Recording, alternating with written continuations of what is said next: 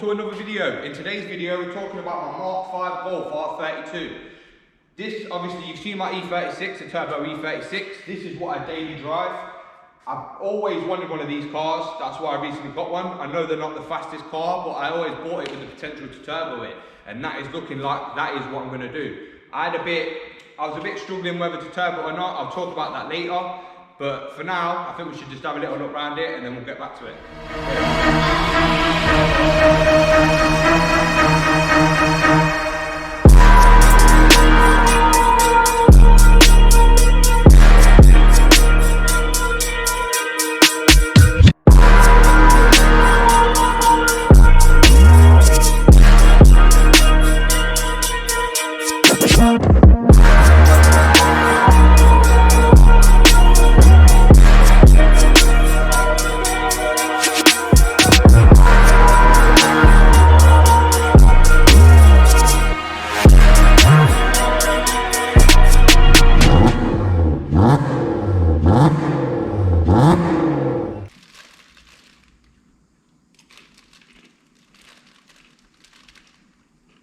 Oh, what, you thought that was a sound check? Nah. Listen to this.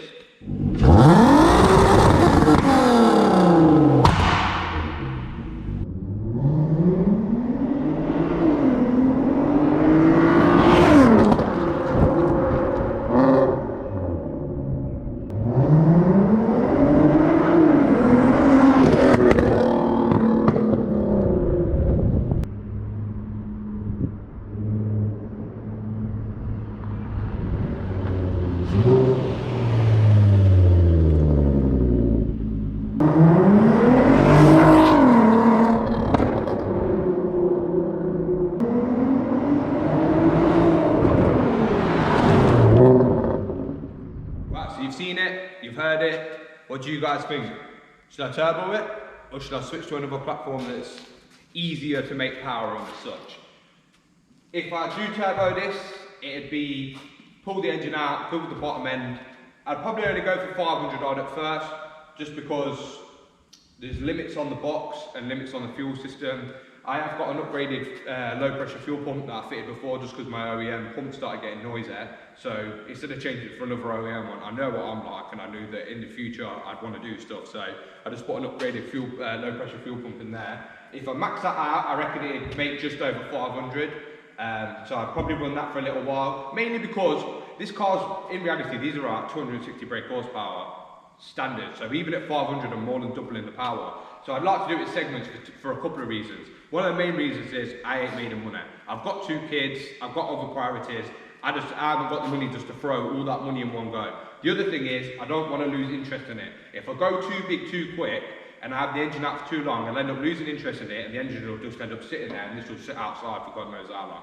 So, and then the third reason is just that you always want more power. So if I jump to a ridiculous amount of power the first time, then I feel like I'll just keep wanting more, I want more, and I'll get into the point where I'll need to build like a 1,000 brake horsepower engine, which is going to cost a fortune. So I'm feeling like the best thing to do would be to take the engine out, forge the bottom end so the bottom end's completely done, get the engine back in the car, run it up, max the fuel pump out, which will probably take me to just over 500 brake.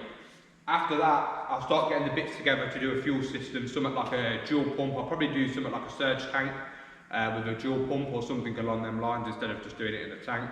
That'll take me up to then over 600. I'll probably run over 600 then.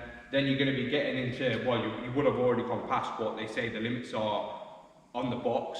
I'd have to get TVS stage 3, even then it's like 650 Newton meters, which is going to go well, way past that. So I'll probably just keep pushing it up till I start having box problems. Once I start having box problems, then I'll do a DQ 500 swap. And when I do the DQ 500 swap, I'll potentially be doing the head as well. So I'll do full top end head.